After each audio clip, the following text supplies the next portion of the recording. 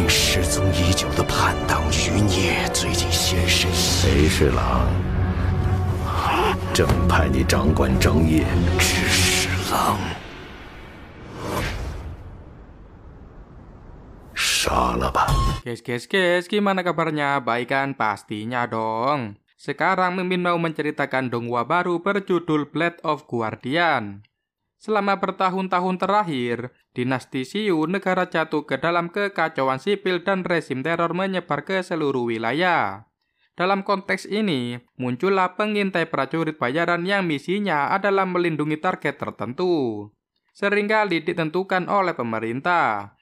Di tengah lingkungan keputusasaan ini, beberapa orang mulai merasakan kebencian dan permusuhan, membuat mereka mengambil tindakan ekstrim untuk mengatasi situasi tersebut. Oke, tanpa berlama-lama kita langsung gas alurnya dalam durasi 1 jam penuh. Let's go!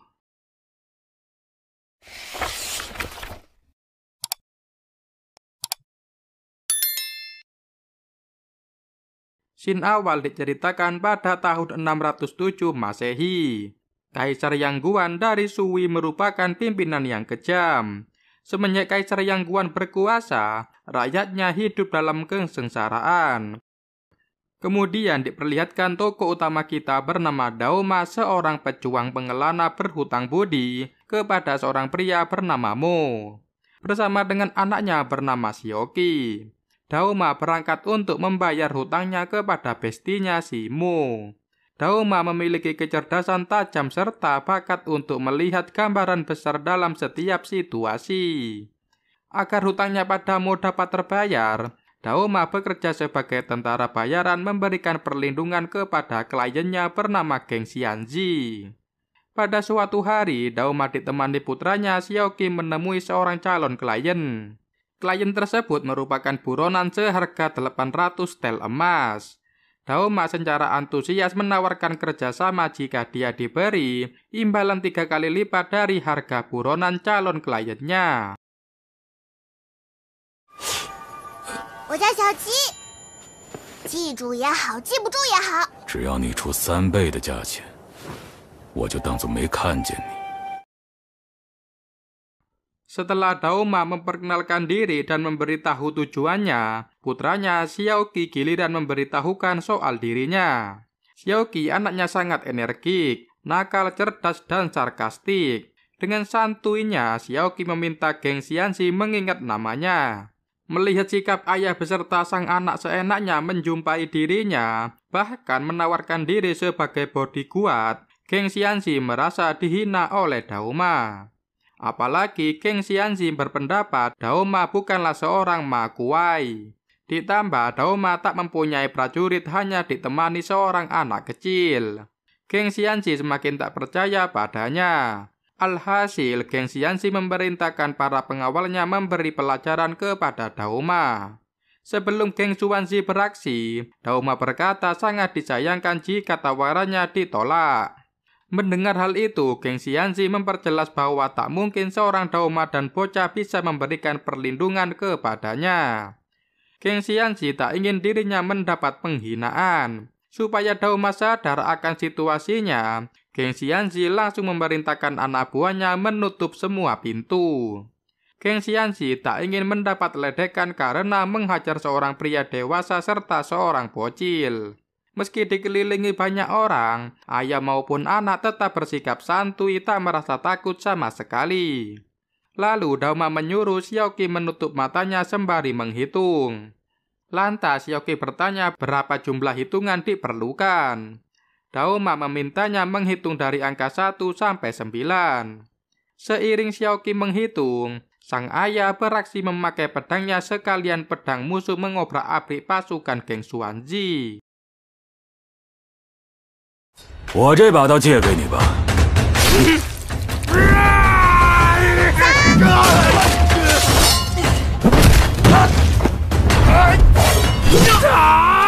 找死！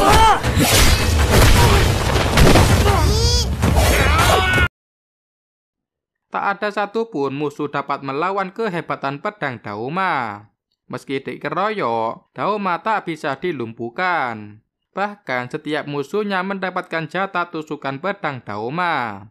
Kini giliran geng Xianxi memperoleh tusukan penutup di mana sebelumnya dia sudah menerima tusukan pembuka. Akan tetapi geng Xianxi menawarkan sekantung koin emas melebihi 3 kali lipat dari harga buronannya. Berkat itu nyawa geng Xianxi berhasil selamat. Geng Xianxi heran Ma Kuai atau siapapun tak bisa menemukannya. Namun Daoma bisa mengetahui keberadaannya. Geng Xianxi mempertanyakan soal itu. Dengan entengnya Daoma berkata dia hanya kebetulan bertemu geng Xianxi. Setelah itu Daoma mengajak putra tercintanya untuk melanjutkan pengembaraan mereka. Di tengah perjalanan melewati gurun pasir, Xiaoqi merasa debu memasuki matanya. Lantas Daoma meminta Xiaoqi bersabar. Jika mereka tiba di Chang'an, tak akan kemasukan pasir lagi. Mengetahui mereka akan ke Chang'an, Xiaoqi bertanya mengapa harus ke sana. Daoma memberitahukan kalau kota Chang'an merupakan kampung halaman Xiaoqi. Malam harinya, Daoma dan kawan-kawan bertenda di suatu tempat untuk mengistirahatkan diri. Lalu Daoma memegang daging sebagai makan malam mereka. Di momen itu, Xiaoqi mempertanyakan berapa lama lagi mereka bisa membayar hutang padamu. Daoma tak bisa memprediksi, tetapi ia hanya mengatakan tak lama lagi. Menurut Xiaoqi, Mu orangnya sangat kaya jadi tak perlu sebegitu repot harus melunasi hutang. Namun Mu berujar mereka tetap harus melunasi hutang. Apalagi Mu pernah banyak membantu Daoma mengeluarkan banyak uang untuk dirinya. Maka hutang tersebut harus dibayar bagaimanapun. Xiaoqi menanyakan apa kamu adalah orang lain. Bagi Daoma, walau Mu adalah bestinya tetap saja dia orang luar. Mendengar hal itu, Xiaoqi berkata di pandangan Daoma dirinya seperti apa. Daoma menegaskan kalau Xiaoqi adalah bagian dari dirinya. Karena Xiaoqi digigit serangga, ia meminta api unggun dimatikan. Akan tetapi, Daoma menolaknya. Daoma menceritakan api unggun sepanjang malam harus tetap menyala. Jika tidak, hantu pemakan manusia akan menyerang mereka. 灭了火，食人鬼就会出现。什么是食人鬼？把火灭了吧！这可不行，火整夜都不能灭。 Daoma mulai berkisah kalau hantu pemakan manusia berasal dari suku Loucha yang terkenal sangat kejam. Loucha suka membunuh orang dengan merobek hati dan jantungnya. Daoma berkata selama dia masih hidup tak akan membiarkan siapapun melukai Xiaoqi. Ketika melihat Xiaoqi terlelap, Daoma ikut memejamkan matanya. Keesokan paginya, Daoma dan kawan-kawan melanjutkan perjalanan. Sampailah mereka di suatu tempat. Di sana banyak terdapat burung pemakan bangkai berterbangan di udara. Ternyata di tempat mereka lalui banyak bertebaran mayat Luocha beserta mangsanya manusia. Dari situ kekejaman Luocha tak hanya dicerita, tapi di dunia nyata memang benar adanya. Terlihat juga seorang prajurit mati sembari berdiri. Lalu Daoma and the Gang terus menelusuri jalanan. Daoma merasa pertempuran antara Luocha dengan manusia pasti berlangsung sengit dilihat dari kematian mereka. Di momen itu, Xiaoqi meminta Daoma mencari benda berharga untuk diambil. Akan tetapi Daoma menolak, sebab mencuri barang orang mati akan terkena balasan. Dikala Daoma memperhatikan ada pedang tersangkut di leher bos suku Loucha, dia amat tertarik sama benda tajam itu. Daoma langsung mengambil sembari mengamati pedang. Menurut Daoma, pedangnya bukanlah senjata biasa. Hanya kaum bangsawan dapat memiliki pedang mahal. Daoma menjadikan pedang tersebut sebagai koleksinya.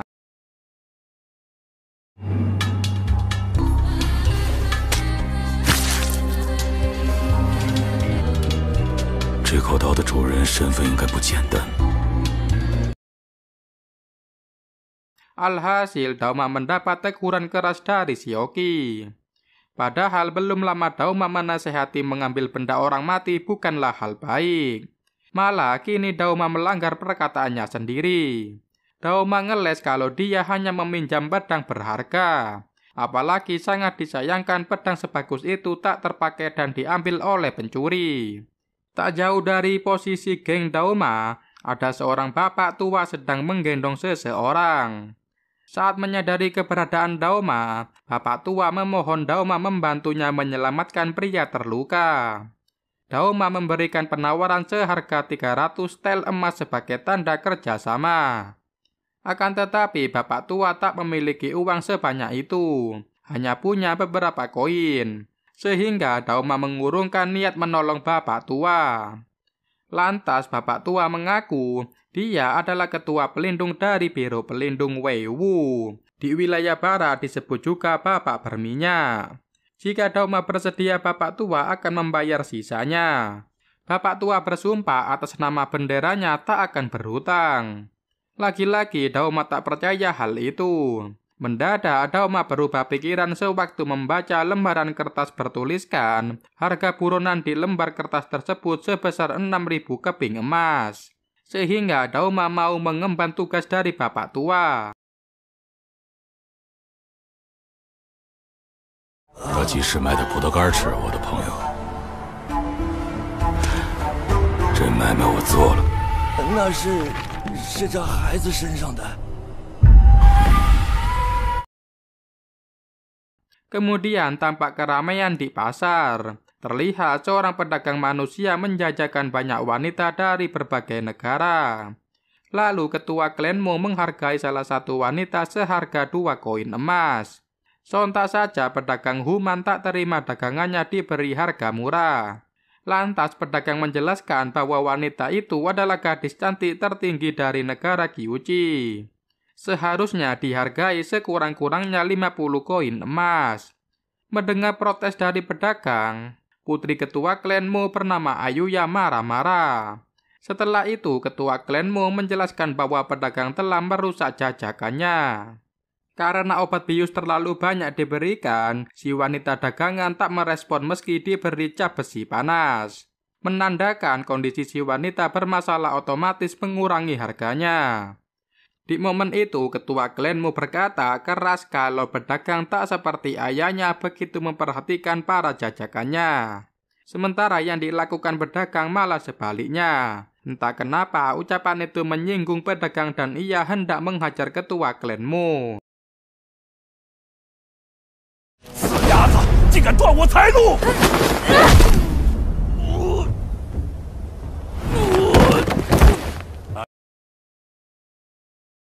Secepat kilat, Ayuya memberi pelajaran. Nyaris saja mendaratkan tebasan pedang kepada pedagang. Berkat dihentikan Daoma, nyawa pedagang terselamatkan. Lantas Daoma menegur ketua klanmu sekaligus bestinya tak tegas pada Ayuya.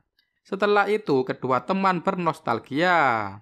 Ketua klanmu menyambut hangat Shioki. Ketua klanmu berujar jika ada Shioki di situ pasti ada Daoma. Kemudian Daoma mengajak kliennya ke rumah ketua klanmu. Di sana ketua klanmu mengeluarkan seranggagu untuk mengeluarkan racun dari tubuh anak muda. Saat melihat aksi itu, bapak tua sangat cemas. Daoma berkata seranggagu sangat mampu menghilangkan racun. Jadi bapak tua tak perlu khawatir apalagi ketua klanmu sangat ahli di bidang penyembuhan. Bapak tua berkisah anak muda sangat kasihan. Demi membalaskan dendam kematian orang tuanya, dia rela menerima tugas untuk mencari buronan seharga 6.000 tel emas. Apalagi buronan itu orang yang telah membantai orang tuanya. Naasnya para Luocha alias hantu pemakan manusia menyerang pasukan pelindung. Alhasil anak muda wajahnya menjadi santapan Luocha. Di rombongannya hanya anak muda dan bapak tua yang berhasil selamat. Ketua klanmu berkata Luocha tak disangka muncul lebih awal dari waktu seharusnya. Sehingga pasukan pelindung menjadi korban mereka. Kemudian Daoma menyerahkan kertas berisikan gambar buronan kepada ketua klanmu untuk dikonfirmasi keberadaannya. Daoma menegaskan jika dia menyerahkan buronan ular kepala ganda, bapak tua harus menyerahkan hadiah 6.000 tel emas. Lantas bapak tua berkata buronan tersebut telah kabur pasti sulit menemukannya. Ayuya langsung memotong pembicaraan meminta bapak tua tak perlu risau. Soal mencari orang, ayahnya ketua klanmu memang ahlinya. 这6000钱，你们就能当场给我了？ 话虽如此， 找人的事儿不用你操心，这天底下就没瓦尔塔找不到的人。 Setelah menyebarkan informasinya, ketua klanmu berhasil mendapatkan informasi mengenai buronan ular kepala ganda. Karena buronan ular kepala ganda pernah terlibat kasus, yaitu pembunuhan penjabat pemerintah, dia pun merubah wajahnya. Meski demikian, tato ular tetap ada di tubuhnya sebagai tanda mengenali sang buronan. Buronan ular kepala ganda telah memasuki wilayah desa Pasir Merah. Ketua klanmu menjelaskan area wilayah Pasir Merah. Ketika Dauma melihat tanah merah di sana adalah desa Pasir Merah. Adapun desa Pasir Merah hidup menggunakan mata air panas. Awalnya desa itu sangat berantakan. Akan tetapi ketika pemerintah mengutus seorang penjabat bernama Cheng Guiren ke desa Pasir Merah, maka tidak ada orang berani berbuat onar lagi. Cheng Guiren orangnya begitu cerdik memakai trik, sehingga jika Dauma masuk seenak udelnya menangkap orang, Cheng Guiren tidak akan senang. Berdasarkan hal itu, Dauma harus berhati-hati. Akhirnya Dauma dan kawan-kawan sudah sampai di desa Pasir Merah. Terlihat di depan gerbang ada beberapa pajangan mayat. Dauma langsung memasuki desa tersebut.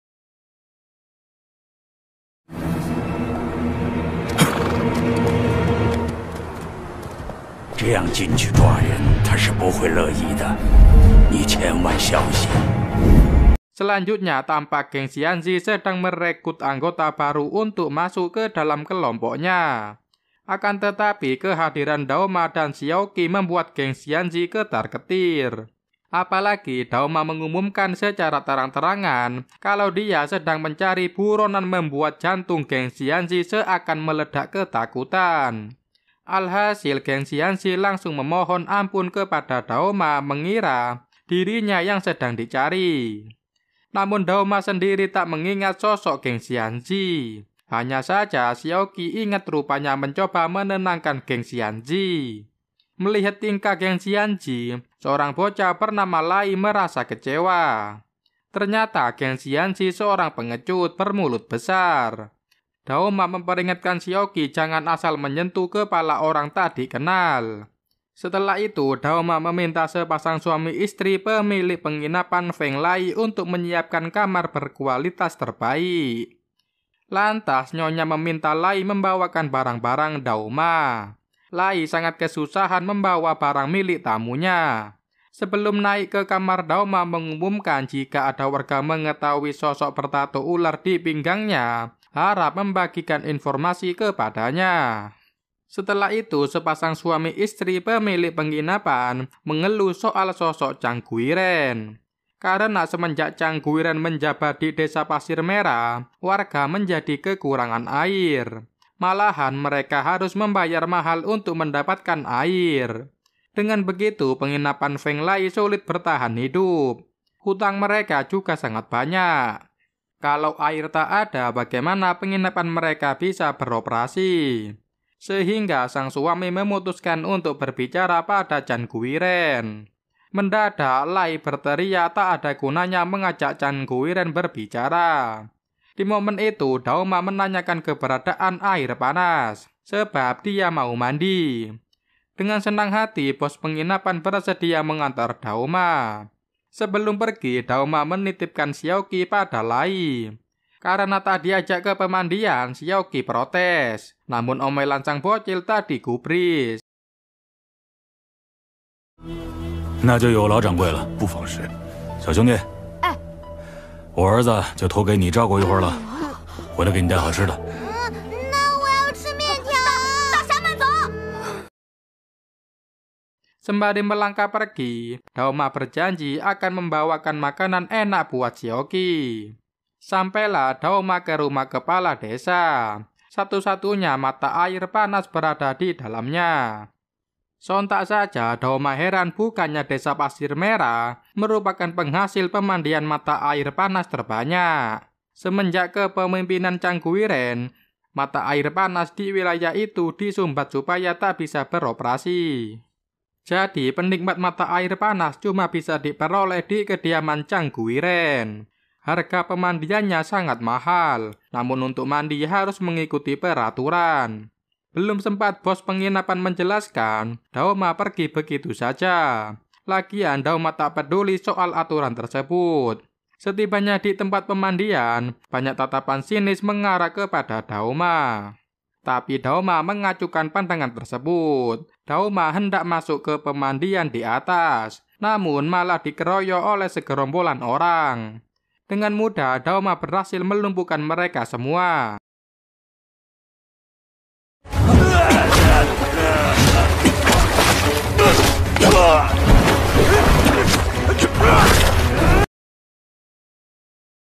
Tak lama Cangguiren menampakkan diri memuji kemampuan bertarung Daoma.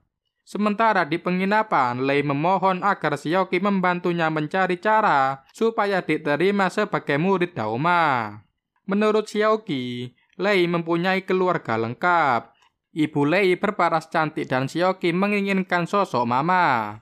Lantas Lei protes kalau ayahnya seorang pengecut. Sontak saja sang ibu menampar wajah Lei. Di tempat lain, ayah Lei dihajar oleh anggota Cangguiren.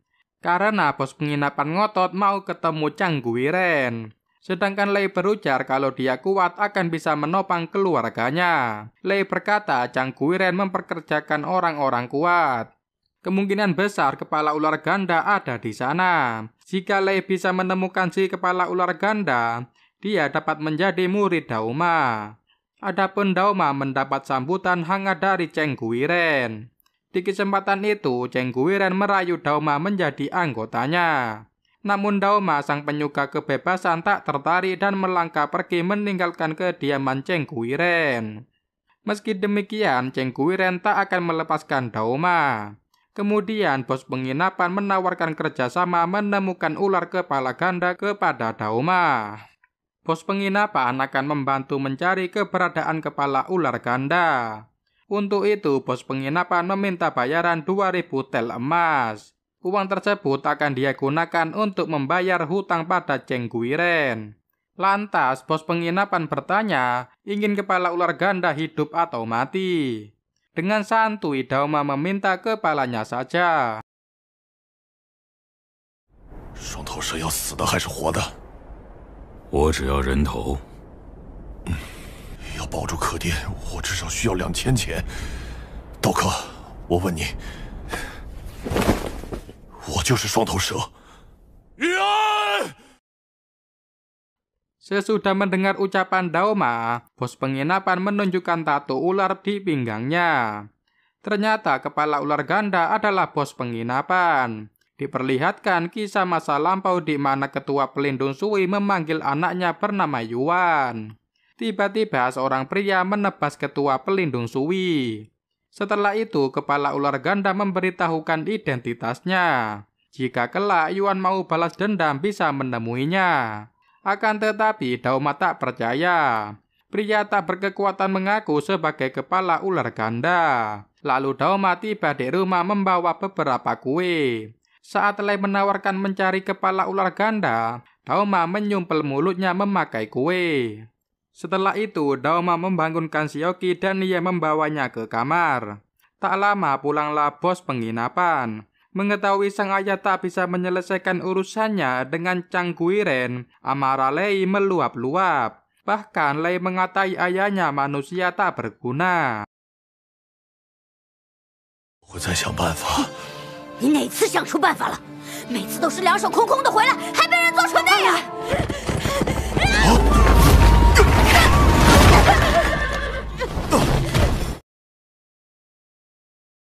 Lei pun ingin kabur dari rumah, akan tetapi kedatangan anggota Cangguiren menghambat kepergian Lei.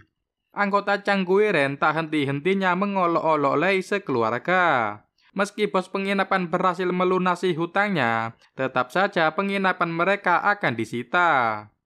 Sendari awal Chang Guiren ingin membangun gedung di lahan penginapan Feng Lai.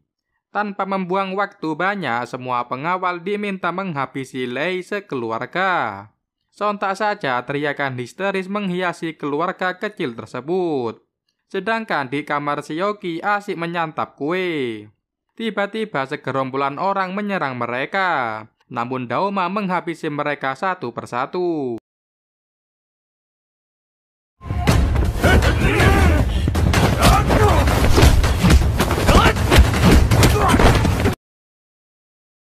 Adapun di bawah, pos penginapan menunjukkan keterampilan pedangnya. Semua musuh yang menargetkan keluarganya dibantai habis. Hal itu membuat Lei terkejut kaget akan kehebatan sang ayah. Selama ini Lei menganggap ayahnya seorang pengecut tanpa kemampuan bela diri. Demi melindungi anak dan istrinya, bos penginapan menunjukkan taringnya. Merasa terancam, ketua geng memanggil pengawalnya di atas. Tapi sayang semuanya sudah dibantai oleh Daoma.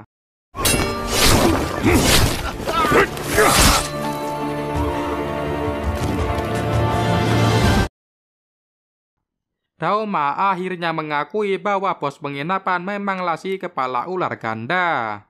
Dilihat dari keahliannya membunuh orang, julukan itu tak diragukan lagi. Sehingga Daoma bersedia bertransaksi sama kepala ular ganda sesuai kesepakatan yang ditawarkan.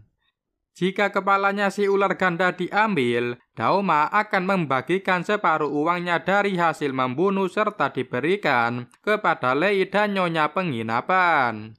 Lalu bos penginapan alias kepala ular ganda berkisah, demi sesuap nasi dia membunuh orang. Pekerjaan itu terus dia lakukan sampai pada suatu hari dia berurusan dengan pengadilan Sui.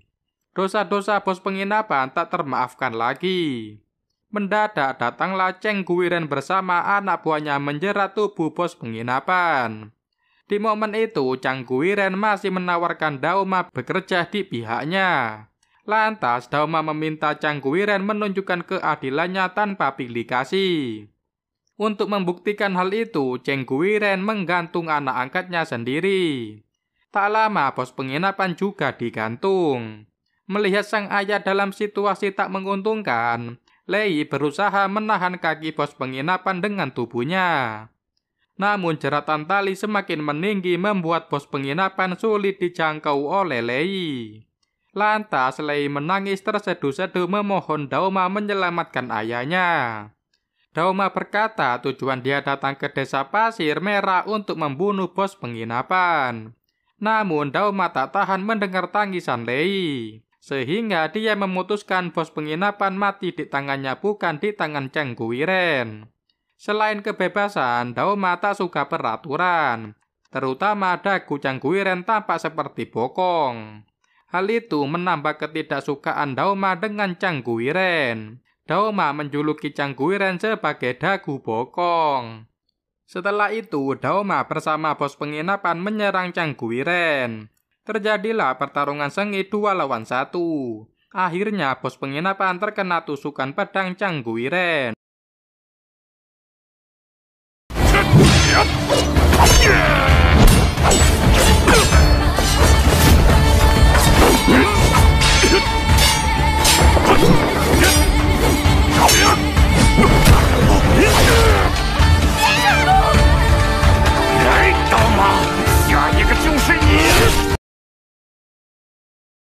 Meski demikian, bos penginapan masih bernafas.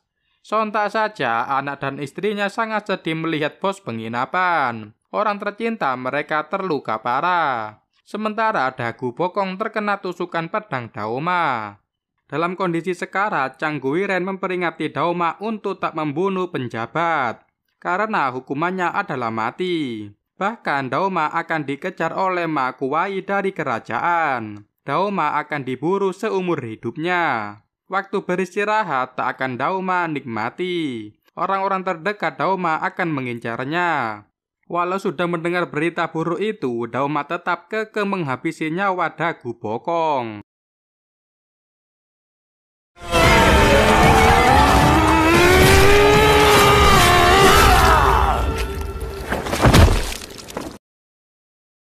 Tampak Lei tak henti-hentinya menangisi keadaan bos penginapan alias kepala ular ganda.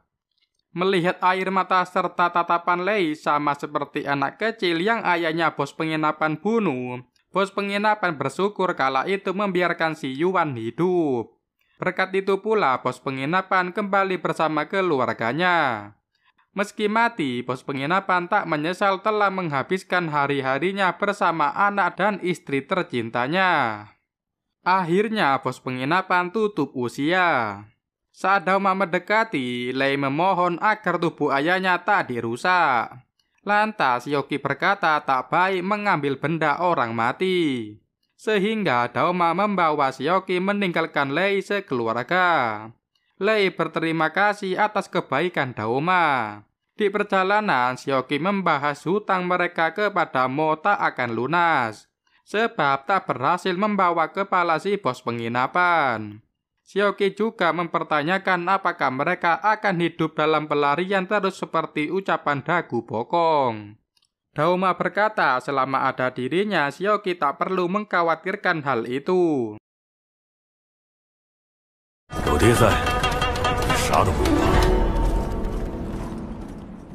Selanjutnya, seorang wanita bernama Kuiki menyapa seniornya bernama Diting. Lantas, Kuiki menginfokan bahwa atasan mereka memerintahkan meninggalkan tugas untuk mengerjakan tugas penting, di mana mereka akan memburu seorang pelindung. Jika berhasil menangkap atau membunuhnya, mereka bisa kembali sebagai pengawal Kuiki. Lalu Diting mengatakan dia sangat kenal sosok pelindung yang dimaksud pimpinan mereka. Berkat Dauma, pengawal Kuiki mengalami nasib naas sehingga kejayaan pengawal Kuiki menghilang. Sementara Dauma dan kawan-kawan sedang dikejar-kejar oleh pihak pemburu.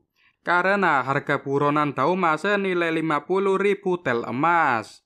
Yoki mengeluh mengapa mereka tak henti-hentinya mengejar. Padahal sudah begitu jauh tetap ngotot mengejar mereka. Menurut Dauma, harga buronannya sangat tinggi. Sampai-sampai Dauma ingin menangkap dirinya sendiri. Belum selesai kelompok satu memburunya, datang lagi geng perampok lain. Baik dari bawah maupun dari atas bukit, pihak musuh terus mengejar Dauma. Kudanya Dauma tampak sudah kelelahan, tak sanggup lagi berlari. Dauma menyadari hal itu meminta Yoki tetap tenang.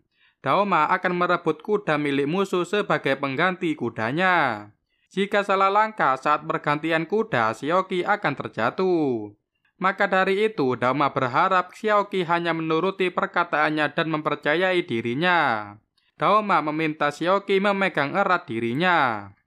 Perkelahian di atas kuda tak terelakkan. Dauma berhasil menebas musuh-musuh yang ingin menggerogoti dirinya.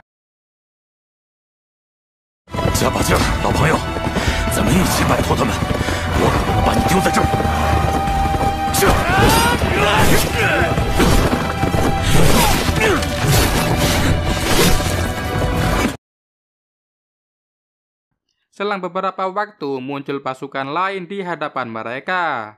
Ternyata pasukan itu milik Ayuya, putri dari ketua klan Mo. Lantas Dauma meminta Hen Xiang kudanya melompat lebih tinggi. Hen Xiang pun mengikuti arahan Dauma. Alhasil hujanan panah dari pasukan Ayuya mengenai geng pemburu Dauma. Lalu Ayuya mengajak Dauma bersamanya memasuki kota. Semua warga menyambut gembira kedatangan Ayuya. Dauma bertanya mengapa keadaan kota berbeda saat dia mengunjunginya. Ayuya memberitahukan sang ayah menghentikan aktivitas perdagangan, sehingga pasar berhenti dioperasikan. Apalagi sang ayah sedang fokus pada tamu istimewanya. Dauma penasaran seperti apa tamu istimewamu. Lantas Ayuya mengatakan dia tak berbeda jauh dari Dauma. Setelah itu, Dauma menemui ketua klanmu dan tamu istimewa. Selesai bernostalgia denganmu, Dauma diperkenalkan dengan tamu istimewa. Lalu pria bertopeng menyebut dirinya Tuan Serba Tahu mengatakan identitas lengkap Dauma. 罪过一统中原后，被破格提升为骁骑尉，自号刀马。知道的不少嘛。真是郎还知道，曾经有个无名少女。 Bukan hanya tahu asal-usul Daoma dari desa Taiyuan, melainkan sepak terjangnya selama ini juga diketahui. Kemarahan Daoma memuncak ketika Tuan Serba Tahu menyinggung soal identitas Xiaoqi. Alhasil Tuan Serba Tahu mendapat salaman sadis berupa cekikan dari Daoma. Dalam posisi tercekik, Tuan Serba Tahu mengatakan kalau dia tahu keinginan terpendam Daoma, yaitu ingin pulang ke kampung halaman. Tuan Serba Tahu meyakinkan Daoma kalau dia bukan musuhnya, melainkan kawan. Tuan Serba Tahu meminta Daoma mengantarkannya ke Chang'an. Ketua klan Mu mencoba menenangkan Daoma jika Tuan Serba Tahu adalah teman mereka. Sehingga Daoma melepaskan cengkeraman tangannya dari leher Tuan Serba Tahu. Selesai berbicara, Daoma mencuci wajahnya. Tak lama ketua klan Mu menghampiri Daoma. Lantas ketua klan Mu berkata, sepertinya Daoma tak terlalu menyukai Tuan Serba Tahu. Bagi Daoma, suka atau tidak suka sama saja. Asal bisa memenuhi keinginan sudah cukup buat Daoma. Menurut ketua klan Mu, perjalanan ke Chang'an sangat jauh. Kemungkinan Daoma akan terbiasa berhadapan sama Tuan Serba Tahu. Menurut Daoma, meminta bantuan kepada seorang buronan seperti dirinya sangatlah tidak tepat.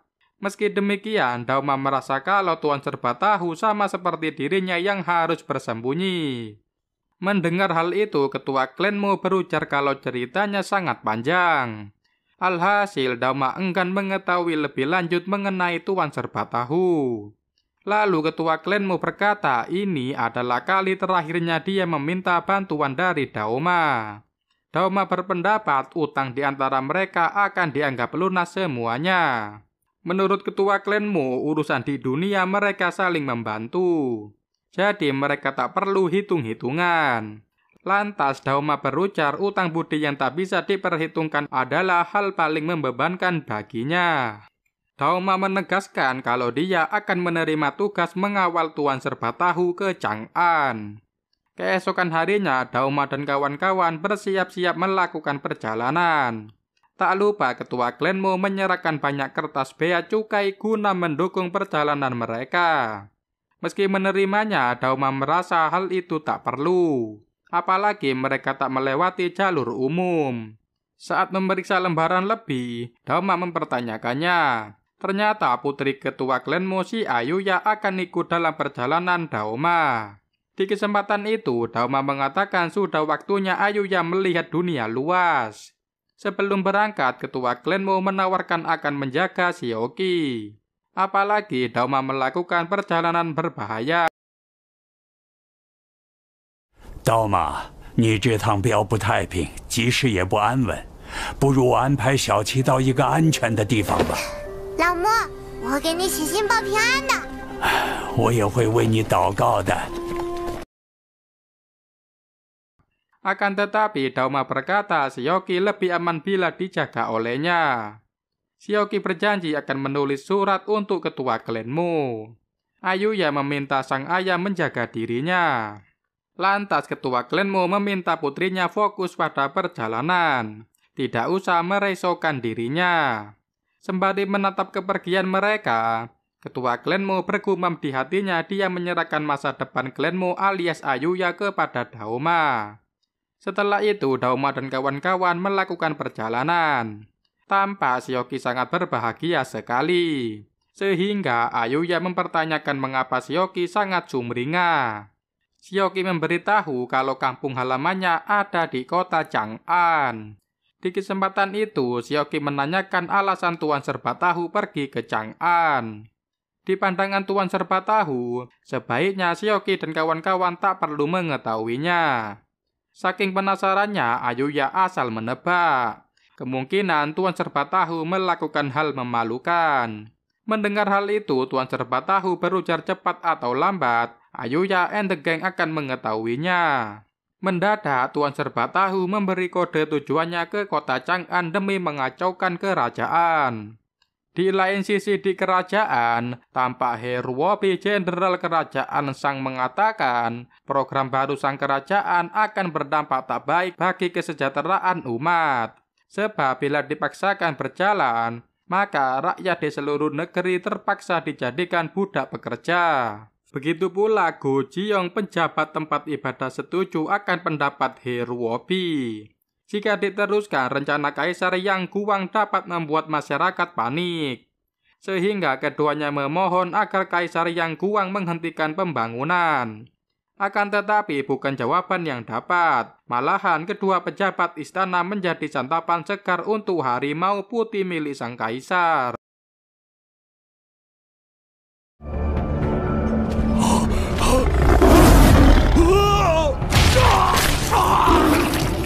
你也是来觐见的吗？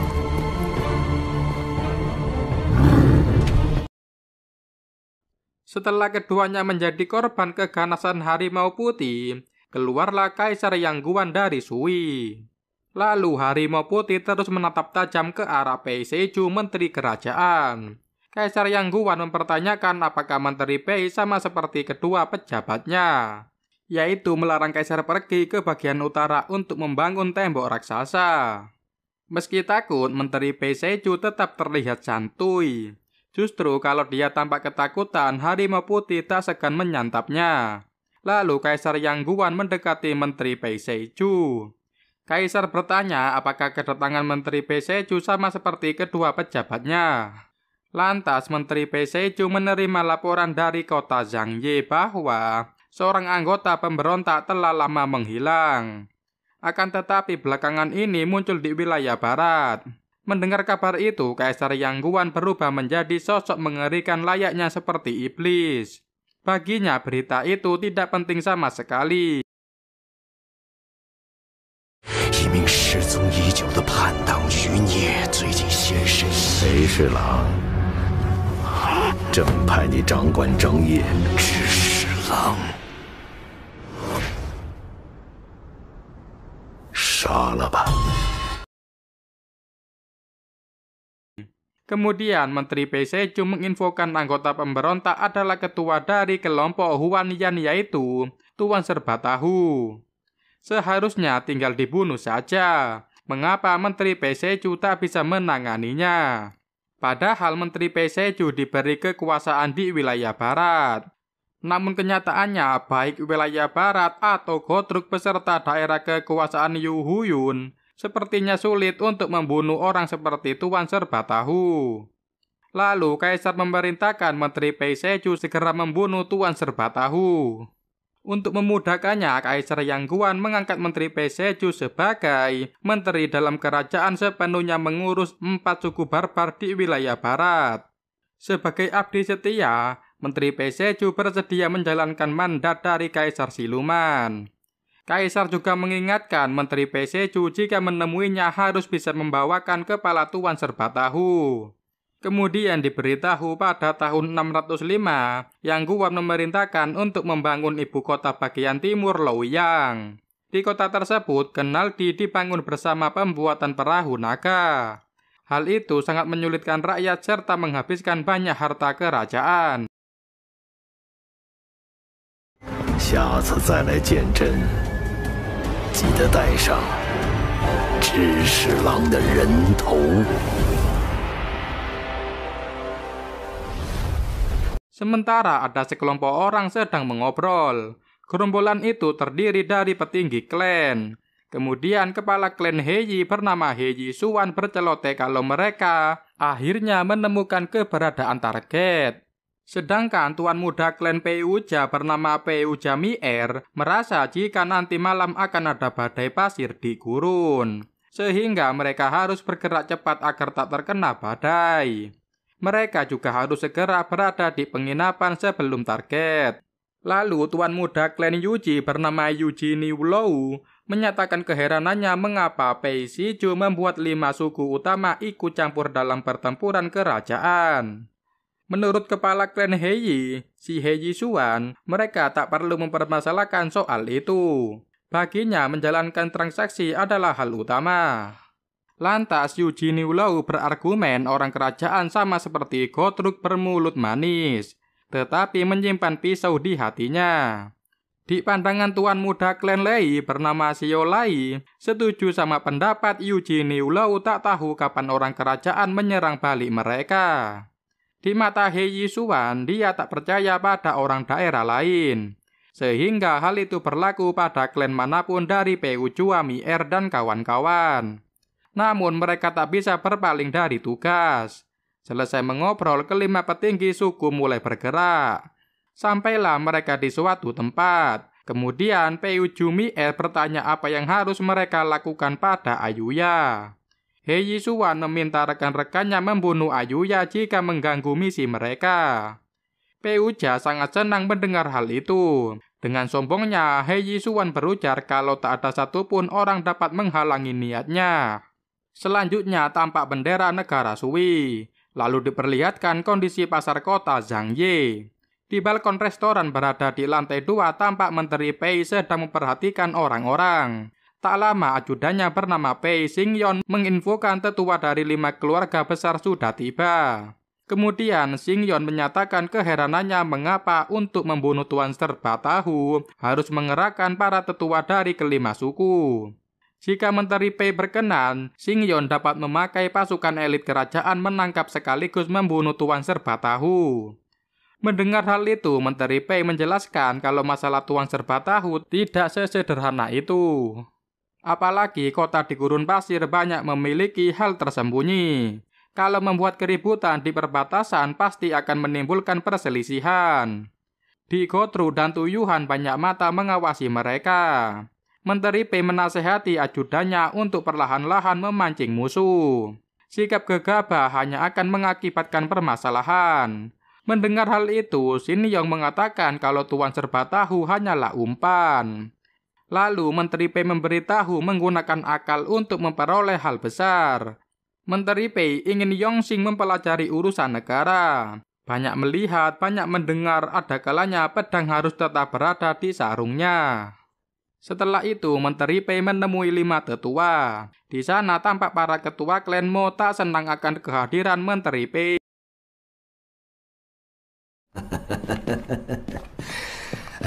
失礼失礼啊！让各位族长快说要紧事吧，我最近生意忙得很，没空听你说客套话。老朽刚从京城回来，准备匆忙，怠慢之处，请各位海涵。Lalu Pei meminta para pelayannya membawakan hadiah kepada 5 tetua. Saat melihat 50 kain sutra yang hanya digunakan oleh pihak kerajaan, semuanya auto terkejut. Meski demikian, ketua klan Mo merasa tak pantas menerima pemberian itu. Menteri Pei mengatakan kalau kelima suku harus patuh kepada pihak kerajaan. 50 kain sutra hanyalah permulaan. Kaisar juga akan memberi upeti. Bahkan kelima suku akan dijadikan negara. Tak hanya itu saja, pajak kerajaan akan dihapuskan dan itu berlaku bagi kelima suku. Supaya memudahkan kelima suku melakukan perdagangan. Kemudian Menteri Pei meminta ketua klan Mo meminum air teh. Akan tetapi, ketua klan Mo merasa mereka tak akan sanggup membayar secangkir teh pemberian Menteri Pei. Maksud ucapan dari ketua klan Mo menandakan ia tak ingin terlibat oleh pihak kerajaan. Di momen itu, ketua klan Mo berkisah sekitar 80 tahun silam, leluhur mereka kabur dari Rouran. Para leluhur melakukan perjalanan jauh membangun 5 pasar kecil di gurun. Akan tetapi saat Gotruk membawa pasukan ke wilayahnya, leluhur mereka tidak tunduk. Tuyuhan mengepung pasar selama 7 malam. Meski demikian, sampai kapanpun tidak akan pernah patuh. Pada akhirnya mereka mendapatkan kredibilitas hidup di gurun. Ketua klan Mo berkata, agar Menteri Pei tak melupakan identitas mereka, mendadak Yongxin menghampiri memaksa ketua klan Mo segera meminum tehnya. Yongxin beralasan jika tak diminum tehnya akan segera dingin. 好茶需要趁热喝，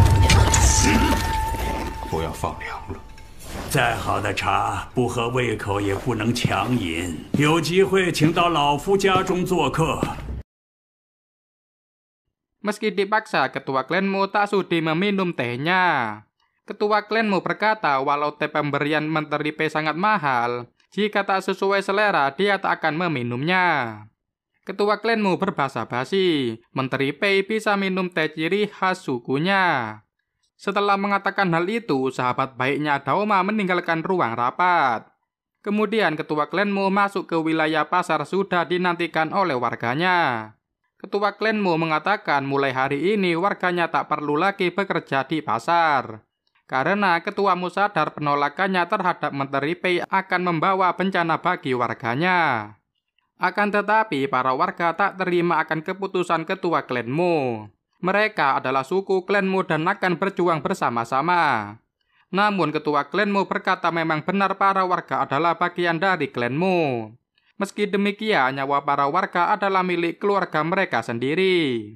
Sambil berjalan lesu, ketua klan Mo menyuruh warganya bergegas mengambil gaji. Setelah itu, mereka harus kembali kepada anak dan istrinya masing-masing. Lalu para warga mengajak ketua klan Mo ikut bersama mereka pindah hidup ke tempat lain. Ketua klan Mo berujar dirinya tak sanggup berjalan lagi. Maka kota itu akan menjadi kuburannya. Sontak saja semua orang pada bersedih. 妻离子散，家破人亡。我这辈子见过太多，你们的命的确属于家族，不过是属于你们自己的家族。 Setelah itu diperlihatkan kota Zhangye berada di koridor Heshi, merupakan benteng yang mengarah ke wilayah barat. Kota Zhangye menjadi medan pertempuran bagi ahli strategi militer dari semua dinasti.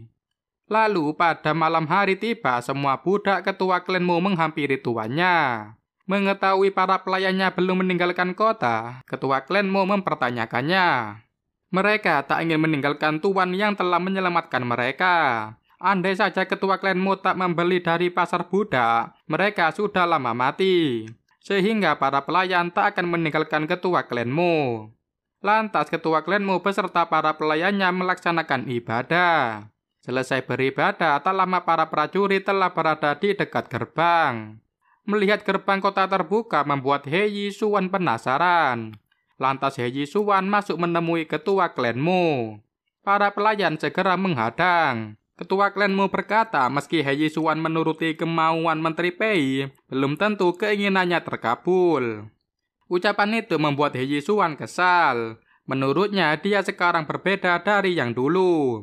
Di momen itu ketua klan Mo mengingatkan bahwa Ayuya putrinya tak akan menjadi istri He Yisuan. Selang beberapa waktu diperlihatkan masa remaja He Yisuan. Kala itu, He Yisuan menemui pendeta Wuhai untuk menanyakan masa depannya. Menurut ucapan pendeta Wuhai, He Yisuan akan menjadi orang hebat. Ketika Ayuya menanyakannya, He Yisuan tak memberitahu ramalan sang pendeta.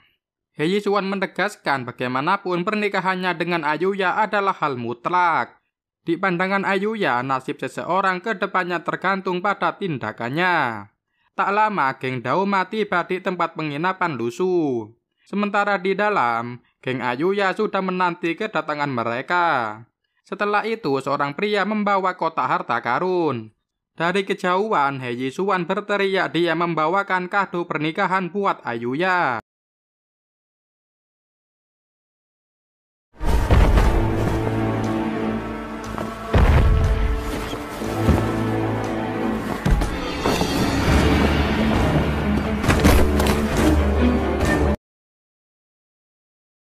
Saat dibuka, isinya kepala ketua klan Mo. Sontak saja Ayuya jadi histeris melihat kepala ayahnya berpisah dari tubuh. Selanjutnya, Ayuya teringat akan perjuangan sang ayah ketika membatalkan pernikahan dengan He Yisuan. Akibat dari pembatalan pernikahan, ketua klan Mo harus berjalan di panasnya padang gurun tanpa memakai alas kaki. Melihat kaki sang ayah berdarah-darah membuat hati Ayuya semakin pilu. Ayuya sampai menangis bersedia menikahi He Yisuan. Akan tetapi ketua klan Mo berkata sampai mati pun dia tak rela. Dengan mata kepalanya sendiri, ketua klan Mo mengetahui He Yisuan tega mencekik sang ayah menggantikan posisi kepala suku. Orang seperti He Yisuan rela menghalalkan segala cara untuk ambisinya. Tak mungkin dapat membahagiakan Ayuya. Ayuya memeluk kepala ayahnya sembari diselimuti isak tangis. Bahkan si kecil Xiaoqi ikut menangis.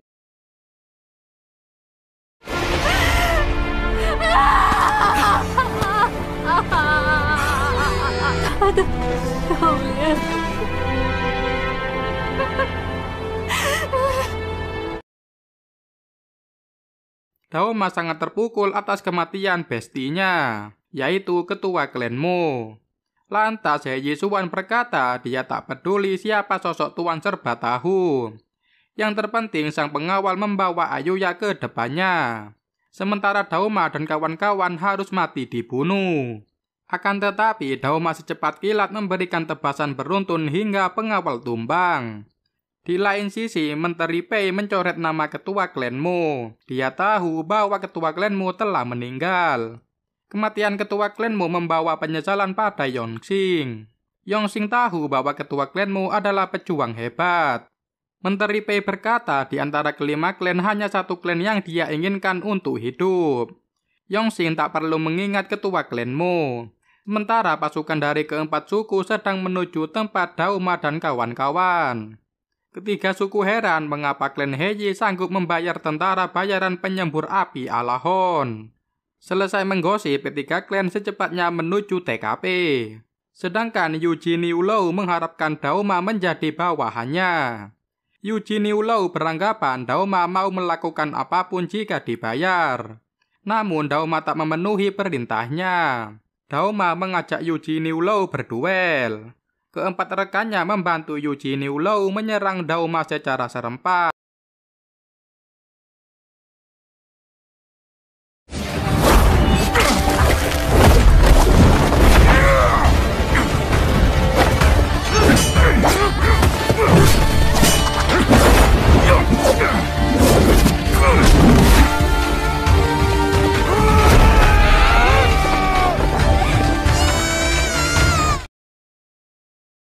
Dan cerita pun bersambung.